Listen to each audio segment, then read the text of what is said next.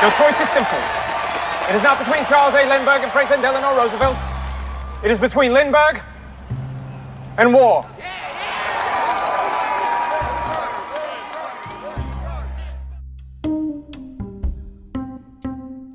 How does fascism spread? How does dictatorial power, forced suppression of opposition, and authoritarian ultranationalism evolve from campaign slogans and promises to presidential declarations and actions?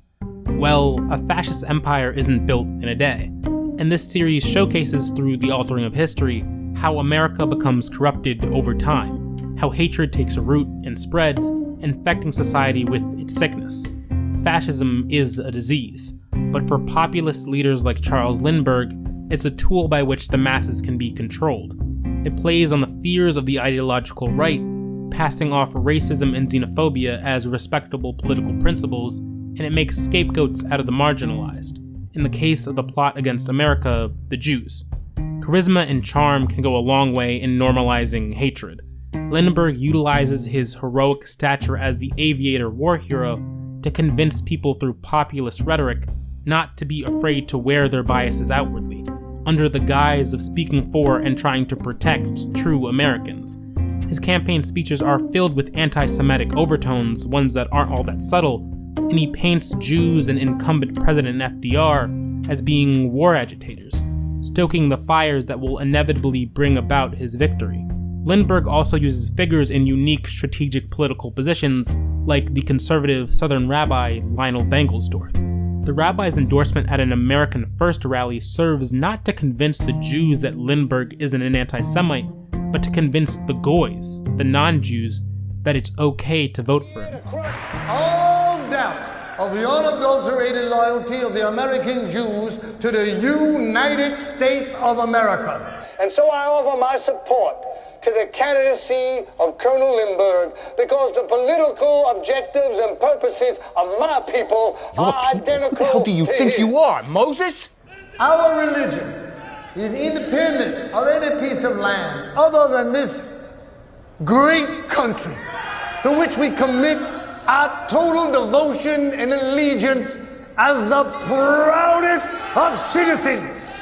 I want Charles Lindbergh to be my president, not in spite of my being a Jew, but because I am a Jew, an American Jew. This act itself is another step in the process of normalizing hatred through isolationist anti-war ideology. It gives people permission to be their true, selfish selves, and they act in accordance to this on Election Day as Lindbergh unseats FDR. Once again, alternate history. The prospect that this type of campaigning is powerful enough to even win elections, unfortunately isn't as novel to many as it once was, but it's one thing to rise to power and prominence. It's another to, once given the reins to that power, systematically enact your total will on the lives of others.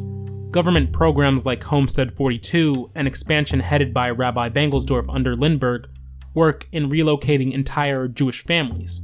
There's also programs like the Office of American Absorption and Just Folks, which take Jewish boys to live with families in the South and Midwest as some form of Americanizing them, an initiative whose striking similarities to Hitler Youth can't go unrecognized.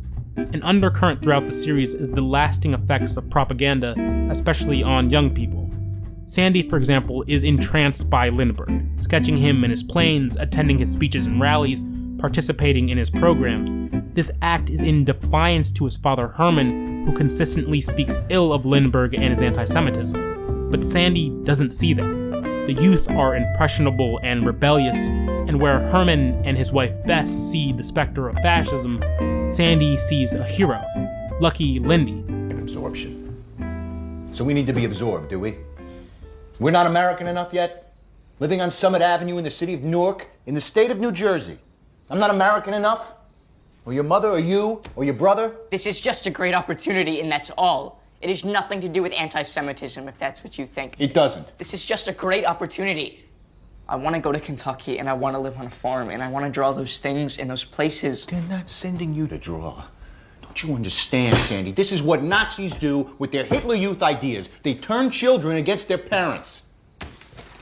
You're not going. You're scared of anything you don't know. And you're scared of anywhere you haven't been or anyone who isn't Jewish. Is that what you think? The plot against America also details the different ways in which members of the marginalized react to living in a post-FDR, now Lindbergh America. Some people, like Alvin Levin, raise arms and fight, enlisting in the Canadian Army to, quote, kill Nazis. This idea of identity being the central driving force to one's ambitions and motivations is something extremely profound. And as Alvin becomes increasingly disillusioned by the idea of being American, of being a part of a country that doesn't love him, he holds on stronger to his Jewish identity. I believe in my father, who was a Jew. And then his father, a Jew. And his father and his father and all the way back to whatever the hell tribe was wandering around the desert when someone had the bright idea to trim off the end of his prick. So it's about family? No, it's more than that. I'm a Jew because I was born a Jew, and this whole fucking world wishes I wasn't. They want us gone.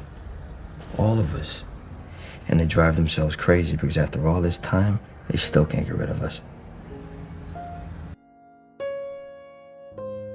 Herman holds on to his Jewish identity as well, but he also maintains this wistful belief and hope in a greater good. When the initial election looms and Lindbergh begins gaining favor, Herman insists to himself and his neighbors and his family that no one would vote for such a hateful anti-Semitic figure. It's almost too obvious and too blatant. But he underestimates the desires and the beliefs of many people in the country, placing so much faith in an electorate system that should get rid of him. And once Lindbergh rises to the presidency and it becomes open season for the Jew haters, the structures that Herman once thought would uphold democracy begin to fail him. You had no right to remove me from that hotel where we had a reservation and a room. Look, the manager already returned your deposit. He even packed up your belongings for you. Because we're Jewish. That's what this is about. Herman, let's just go. Mr. Taylor has found us a room nearby. No. This officer knows why we were evicted. He knows. The manager knows. I think you ought to listen to your wife. Levin. Leave the premises before you wear out my patience. But Herman is also given an opportunity, escape. In response to the growing uncomfort and rise of fascism in the US, many Jews flee to Canada, an idea floated several times to Herman by Bess. But Herman is hard-headed and above all else, proud to be an American. His version of fighting for something he truly believes in is maintained by standing his ground. To flee to safety would be to let the fascists win. To have to give up his home to hatred and bigotry would hurt more than anything else. This is an inherently complex issue. To stay where you're unwanted is a grueling prospect, and desperately trying to repair and live in a home infiltrated by hatred will always be incredibly difficult. Haughty idealism and unwavering pride in taking this kind of action may be moving and inspiring, but when it comes to protecting your family, a base-level imperative for many, how can you not give ground? That's the fascist linchpin. They make the circumstances of marginalized life so unbearable that often the only choice left is fight or flight, where fight so often results in death.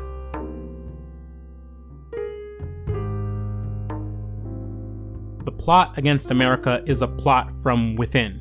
It takes the fears inherent in bigots, and like a disease, it spreads to every far-reaching corner it can, until there's nowhere left to run or hide for anyone else. But it isn't just a relic of the past.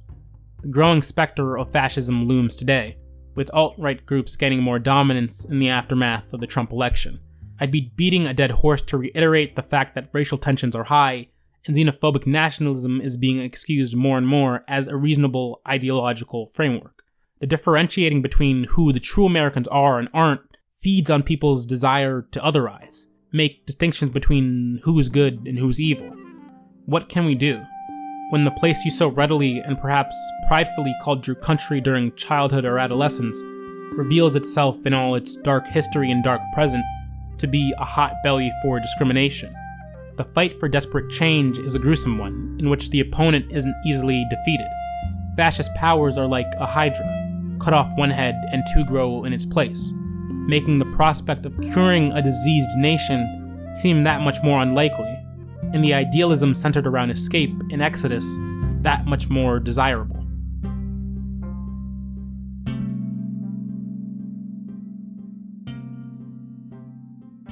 I don't know that the fight against racism and xenophobia and blind nationalism is a fight that will ever be won, at least not in my lifetime. But regardless how futile the fight may seem, it's a necessary one. For as long as there have been hate-based groups and individuals, there have been activists and revolutionaries, people committed to the fight against totalitarian evils, sacrificing their own lives in the process of saving others. So, for better or worse, I cling on to the hope that these sacrifices weren't made in vain, to the hope that freedom isn't just a dream imbued by relics of the past, but a reality of the distant future.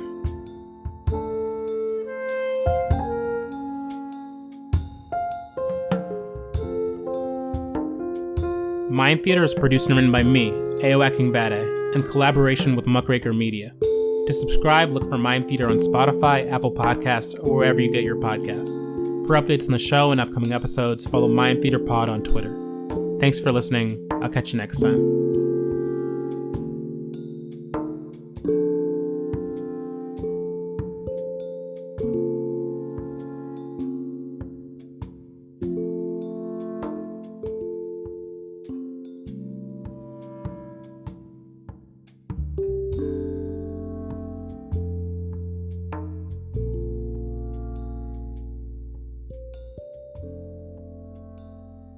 My husband has a lovely singing voice. Many years have passed since I strolled by the river, arm in arm with my sweetheart by my side.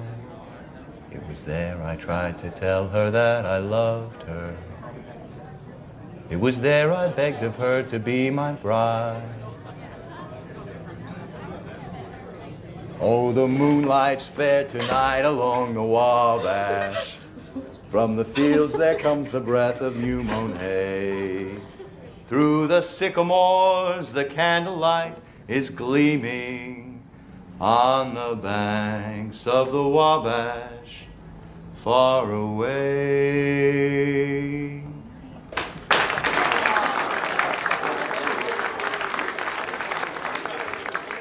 There will be no encore.